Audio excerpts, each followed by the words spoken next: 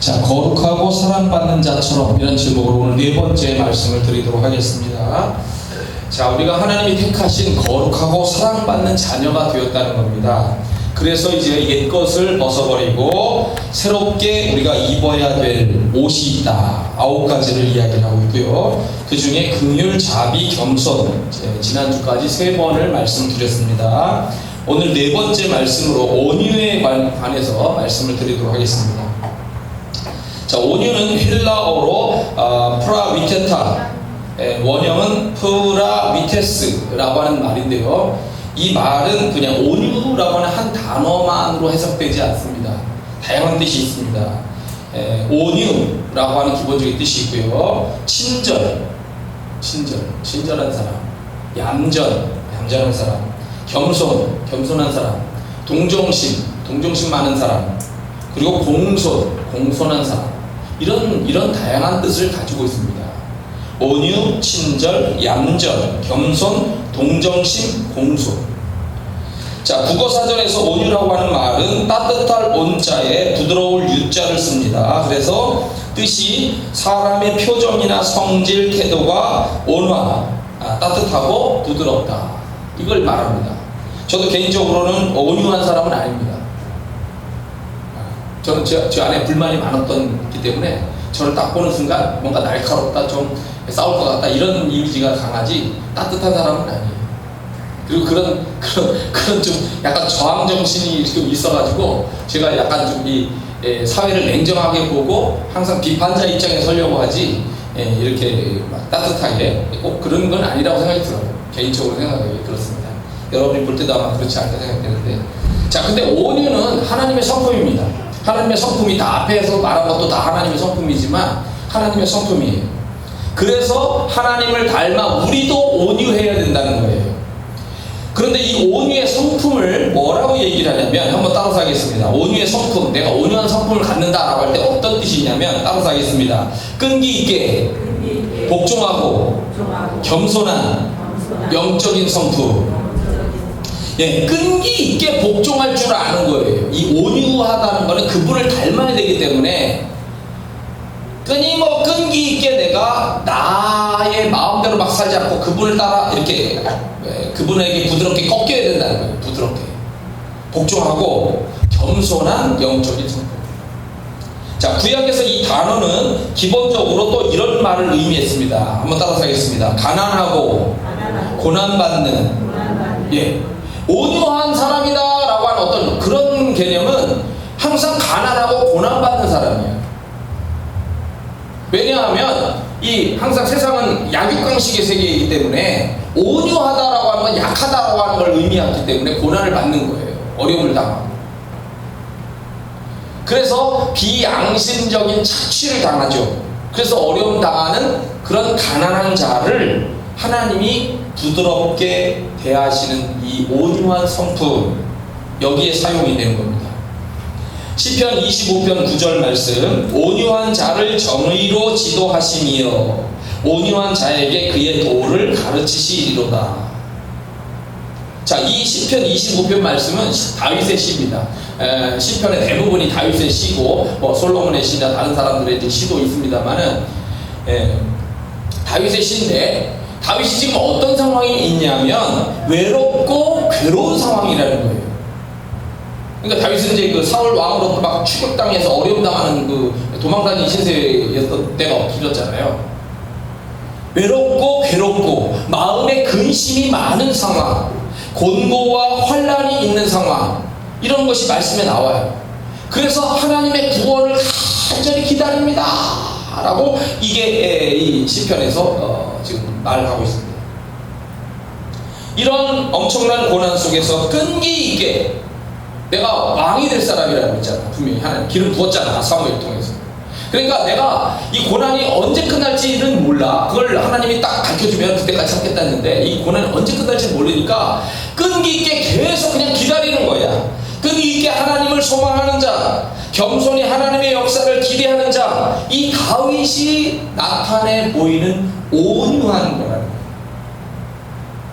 그 온유한 자에게 하나님은 정의로 올바르게 결국 세우시고, 그리고 그의 하나님의 도를 가르쳐서 결국 회복해 주실 것이다. 이걸 이제 기대하고 있는 거죠.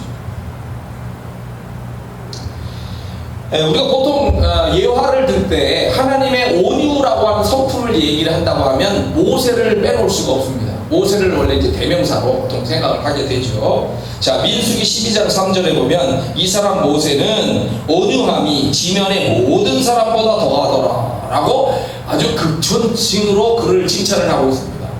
아니, 얼마나 그 온유함이 대단했으면 지면의 모든 사람보다 더했대요.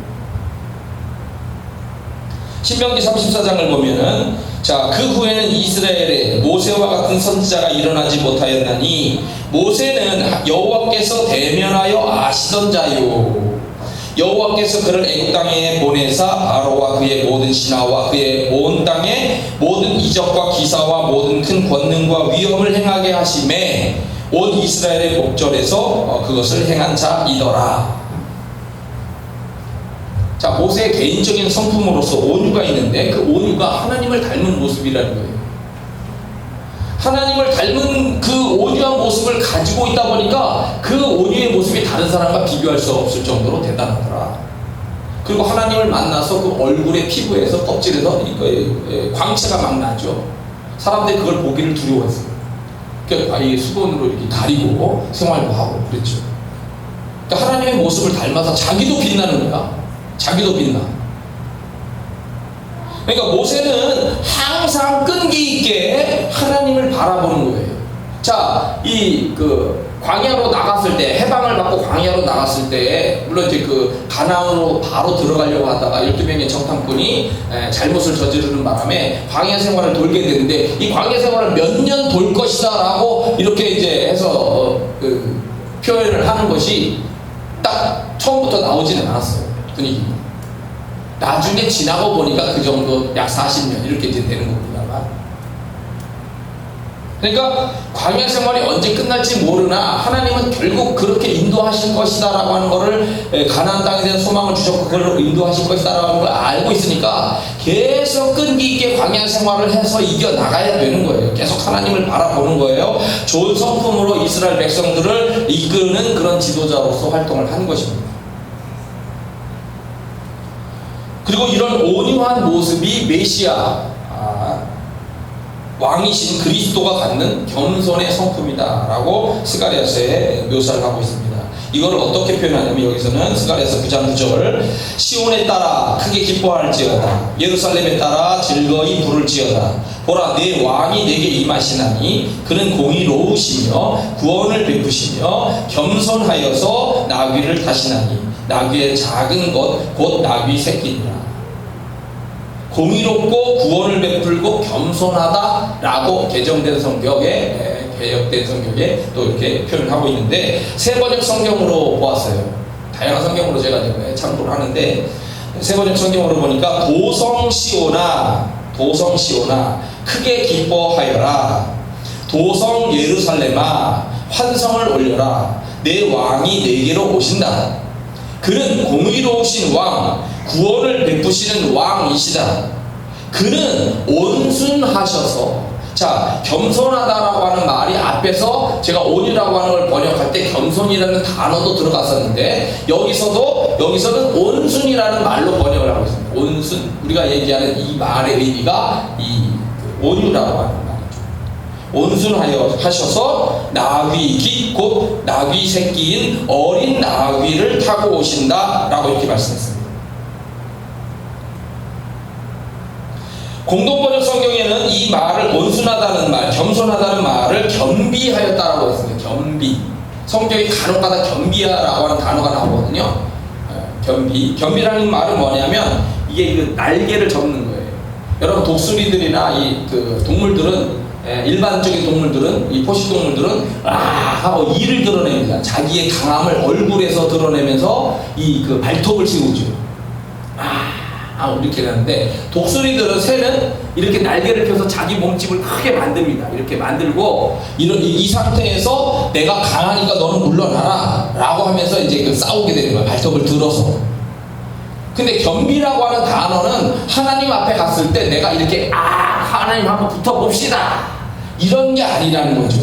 하나님 앞에 가면 어떻게 해야 돼요? 이 날개를 접고 나는 약해요. 나는 약해요. 하고 이렇게 잔잔하게 걷고 날개를 접고 꼼짓깃을 내리고 이렇게 해야 되잖아요. 근데 이 그리스도가 오시는데 그리스도가 오실 때 우리 당당 공의롭고 정의로우신 이 구원을 베푸시는 왕이 오시는데 말이죠. 아주 강력하게 등장하는 어떤 이런 그 파워풀한 모습이 아니라 그는 겸비하여 오히려 날개를 접고 나는 연약한 것처럼 보인다 이런 거죠. 그런 눈으로 오신다는 거예요. 그런 마음으로 지금 나귀 새끼를 타고 지금 입성하신다는 거죠. 그럼 예루살렘에 그렇게 입성하시죠. 일반 세상에서 어울리는 지도자의 모습이 아닙니다. 일반 세상에서는 이런 그 겸손이라든가 온유라고 하는 단어는 이거는 던져버려야 될 지도자의 성품이에요. 왜냐하면 나약하게 보이기 때문에. 나약한 그런 왕이기 때문에. 이게 어울리지 않아요. 무력을 휘둘러야 되고, 가차없이 목을 베야 되고 말이죠. 겸손보다는 카리스마 같은 있는 이런 지도자가 되기를 원하는 거예요. 이게 강한 지도자고 사람을 휘어잡아서 명령에 복종시킬 수 있는 그런 사람을 능력 있는 지도자로 보는 겁니다. 그런데 하나님의 역사는 그렇지가 않은 거예요. 오히려 그 강하신 하나님은 그렇게 역사를 이끌어가려고 하지 않아요. 작은 베들레헴, 여관도 아닌 마구간, 좋은 침대도 아닌 말구유, 이 말바통, 그리고 알려지지도 않았던 갈릴리 근처의 나사렛, 그리고 어린 나귀. 예수님은 이렇게 낮은 자로서 찾아오셨고 활동하셨다는 거예요. 이런 예수님이 구원을 주시는 메시아고 왕이신데도 말이죠. 킹 제임스 흥정역이라고 하는 성경에 보니까 예수님이 이 나귀를 타고 오신 거를 뭐로 표현했냐면 어린 순나귀를 타고 오셨다라고 이렇게 묘사를 했어요. 근데 카톨릭 성경을 봤더니 카톨릭 성경에는 암나귀를 타고 오셨다라고 이렇게 번역을 해놨어요. 근데 제가 그러면 이제 이 성경이 그냥 어린 나귀를 타고 왔다라고 하는 것과 그 다음에 이쪽에는 어린 순나귀 그리고 이쪽에는 암나귀, 자 그럼 뭐냐? 제가 하나님에 대해서 말씀 생각하고 전하는 이런 입장에서 생각하면은 암나귀는 아니라고 생각해요. 카톨릭 성경이 잘못 번역했을 거라. 왜냐하면 나귀도 있잖아요. 그 귀중이 달라요. 암나귀는 소중했어요. 비싸요. 씨를 펼치는 거기 때문에. 그래서 사울 왕이 되기 전에 그 사울 집안에 그 암나귀를 잃어버리죠. 그거 귀한 암나귀를 잊어버렸기 때문에 아버지가 아들 사울을 보내서 그거를 돌아다니면서 찾게 만들었던 거죠. 귀하니까. 그냥 일반 순나귀면 그냥 그만하고 돌아와라 이렇게 했을 수 있는데 암나귀이기 때문에 귀한 거라서 비싸요. 예수님이 왕으로 오실 때 물론 귀한 암나귀를 타고 오셨다 이렇게 해도 되긴 틀린 건 아닐 거라 생각을 하지만 그 예수님이 원하시는 하나님의 이런 온유함과 낮은 그런 모습을 생각할 적에는 오히려 평범한 순나귀 어린 나귀를 타셨을 것이다. 이게 더 어울린다고 생각드는 거죠. 제 입장에. 여러분도 그렇게 생각하시죠? 여하튼 이렇게 예수님 오셔서 활동을 하시는데 이렇게 말씀하셨어요. 마태복음 11장 29절 나는 마음이 온유하고 겸손하니 나의 멍에를 메고 내게 배우라 그리하면 너희 마음이 쉼을 얻으리니. 전 어릴 때 이 말을 싫어했어요. 이 말씀.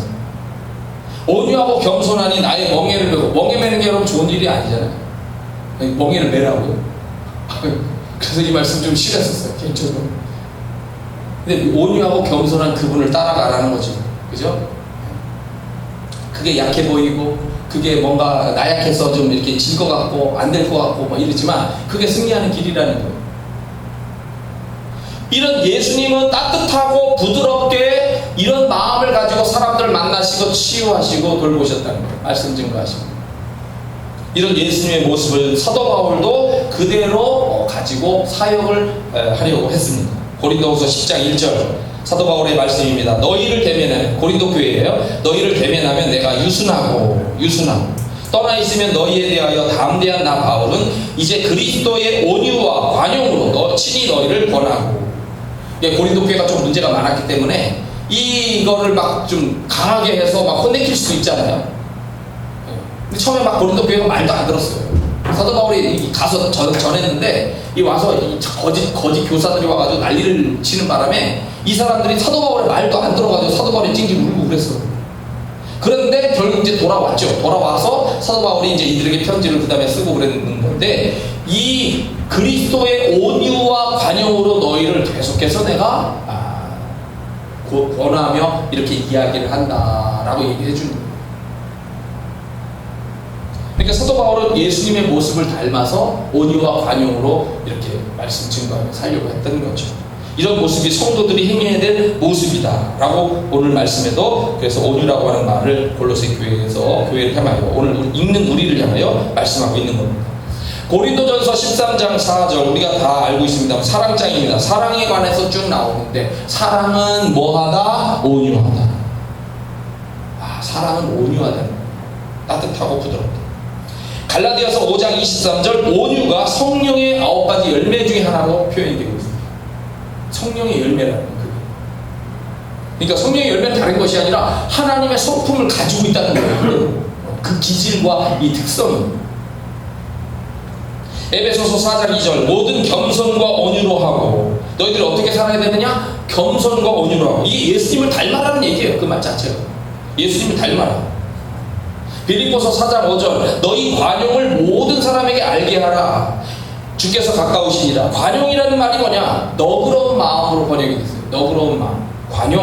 관용이라는 말로 그대로 쓰기도 하지만 너그러운 마음, 또 다른 말씀 성경에는 선하고 친절한 거, 선하고 친절한 거, 또 다른 말씀에는 절제, 이런 말로도 번역을 했습니다. 근데 이게 온유예요. 너그러운 마음, 온유한 마음으로 이렇게 너희 그 너그러운 그 마음으로 사는 것이 모든 사람들에게 알려지도록 알게 하라는 거예요.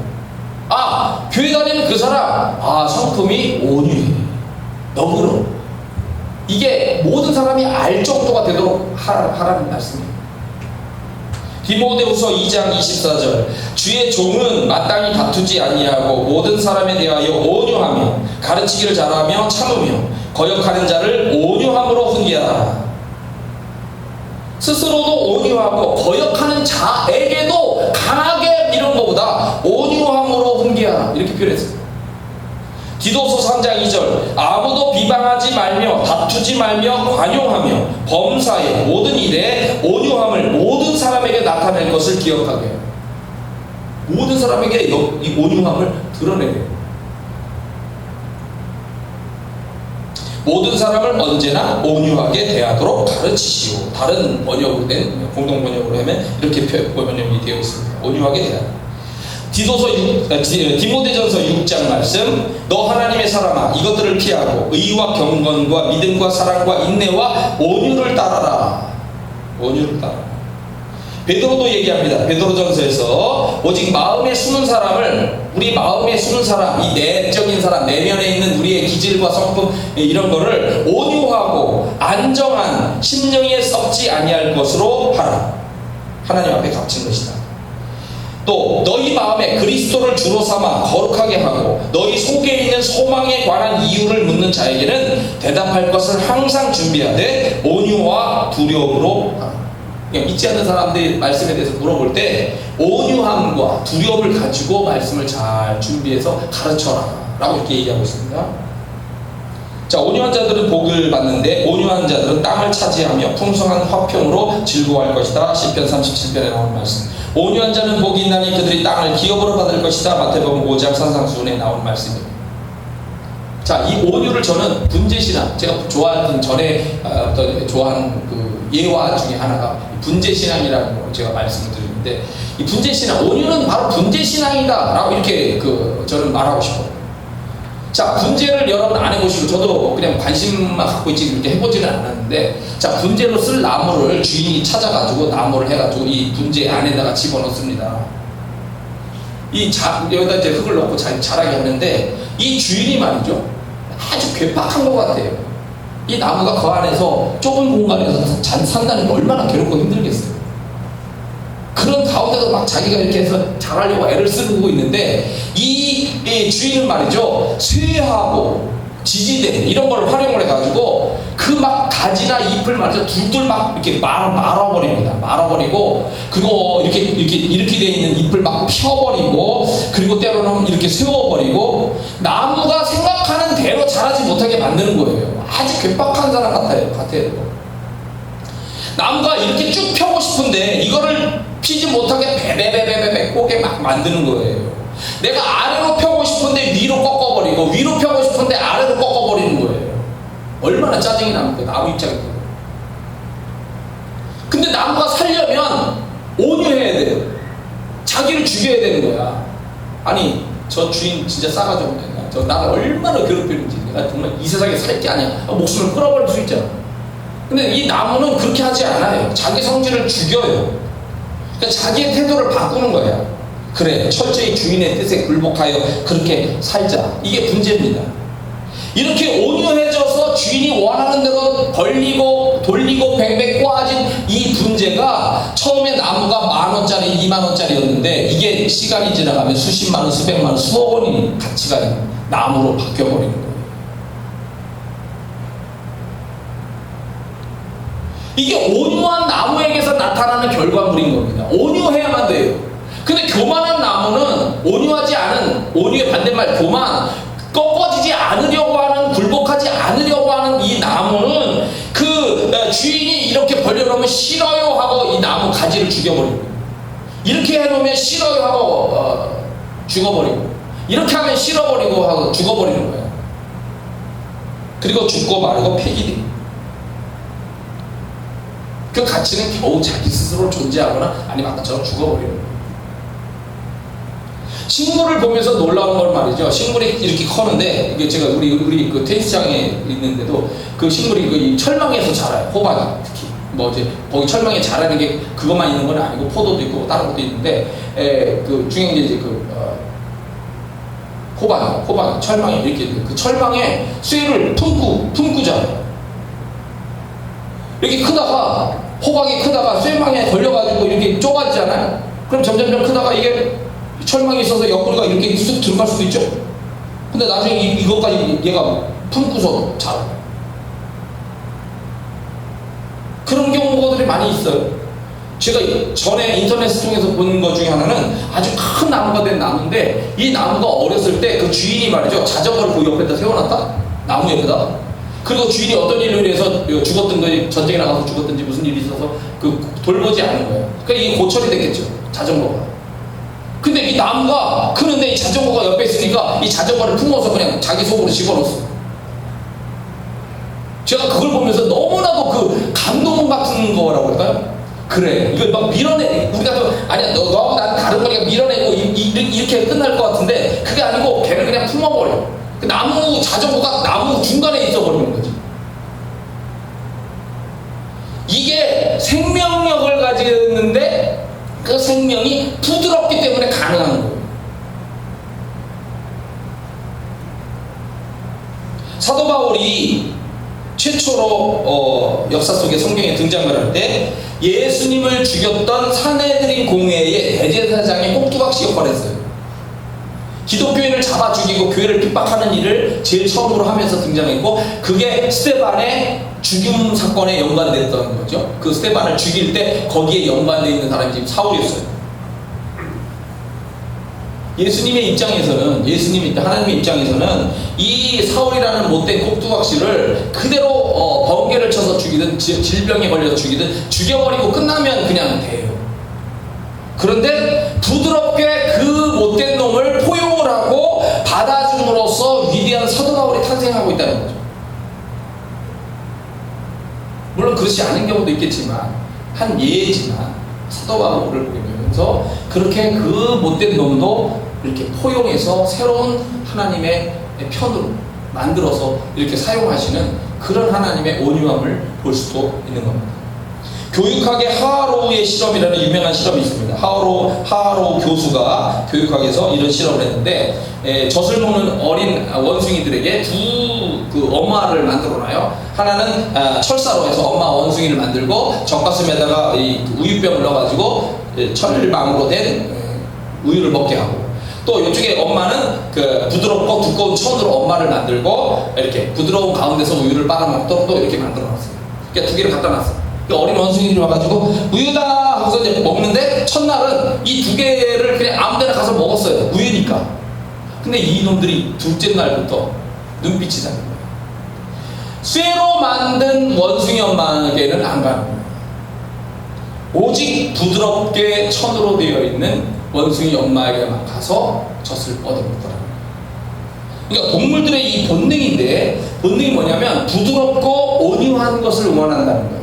여러분, 우리 집에 고양이를 우리 큰아들이 데려다 놨어요. 길냥이를 집에서 기르다가 자기 교육받는다고 해가지고 와서 얘가 막 이제 고양이를 기르다 보니까 막 다 뜯어먹기도 하고 막 그냥 삭해서 요즘에 또 막 비닐을 또 때로 씹어먹고 야 먹지마 해서 막 말리는데, 제가 이 표정 따라서 해봐요. 제가 고양이들 하고 막 괴롭히고 이렇게 하면 당연히 저 옆에 오지도 않아요. 근데 부드럽게 해주고 먹이도 주고 하니까 요새는 옆에 와서 비비적 대고 옆에 데리고 와도 물지도 않고. 오늘 아침에는 너무 행복했던 게 옆에 와서 앉으니까 옆에 앉아가지고 쓰다듬어 줘도 계속 그냥 이렇게. 네. 이런 일 처음이에요. 인간관계에서도 마찬가지입니다. 날카롭고 딱딱하고 매정한 사람보다 부드럽고 온유한 사람을 사실은 찾게 된다는 거예요. 재능을 가졌다, 기술을 가졌다, 같은 능력을 가졌다 하더라도 사회에서 진정으로 원하는 사람은 온유한 사람이라는 거예요. 그래서 좋은 친구, 좋은 이웃은 바로 부드럽고 온유한 사람입니다. 내가 그런 사람이 되도록 힘을 써라. 그게 사회에서도 사실은 하나님의 법칙을 따라 움직이는 것이기 때문에 결국은 성공하게 되는 것이다. 일반적인 사회에서는 그런 전투적이고 막 카리스마 이런 걸 생각하지만 그런 것만이 아니다. 공자가 있었어요. 공자가 안회라고 하는 제자가 있었는데요. 32살에 이 안회가 죽었어요. 공자가 너무 마음이 아파서 막 하늘이 나를 버렸다고 땅을 치면서 울었답니다. 그 정도로 사랑했던 그 제자예요. 안회. 근데 이 사랑하는 제자와 함께 이렇게 어디를 멀리 여행을 갔나 보죠. 먼 길을 여행하는데 양식을 구하지 못해가지고 일주일을 굶었답니다. 근데 이 아내가 돌아다니면서 여하튼 하여튼 그 어려운 가운데서 식량을 구해와가지고 밥을 짓는 거예요. 그러니까 그 밥 냄새, 일주일 만에 밥 냄새를 맡아보니까 공자도 너무 좋아가지고 그 만드는 부엌을 쫓아간 거예요. 그랬는데 딱 열었는데 아내가 말이죠, 소뚜껑을 열더니 밥을 몰래 집어먹는 거예요. 공자가 이제 충격을 받은 거야. 아니 이럴 수가 있나. 아무리 배가 고파도 그렇지. 응? 내가 이 선생한테 먼저 바쳐야 되잖아. 이 개념상으로 생각 옛날 시기니까. 응? 내가 인의 예지를 가르쳤는데 어떻게 지가 먼저 먹을 수가 있느냐 하면서 이제 마음이 상해가지고 그걸 이제 내색을 결국 하게 됐는데, 이 아내가 얘기를 합니다. 제가 어찌 그럴 수가 있겠습니까? 소뚜껑을 열어보니까 어두운 쌀이라서 그런지 수수가 몇 알 이렇게 들어있는 거예요. 이 밥을 스승님께 드릴 수가 없고 버리자니 아깝고 해서 제가 그 안 좋은 것들만 이렇게 골라서 빼가지고 먹은 거예요 라고 이제 얘기를 한 거예요. 그때 그 공자가 충격을 받았어요. 자기가 너무 민망하고 부끄럽고 괴로웠다. 그 순간에. 그래서 나중에 이런 말을 합니다. 사람의 눈은 믿을 수가 있는 것이지만 때때로 믿어서는 안 될 때가 있다. 내 눈으로 봤어. 그게 그것만 있는 건 아니라는 거예요. 또 마음을 의지하고 살지만 내 마음도 내가 믿지 못할 때가 있다. 아니 믿어서는 결코 안 될 때가 있다. 내 눈으로 봤어, 내 마음으로 확신했어. 그래도 이게 틀렸을 가능성이 있다는 거예요.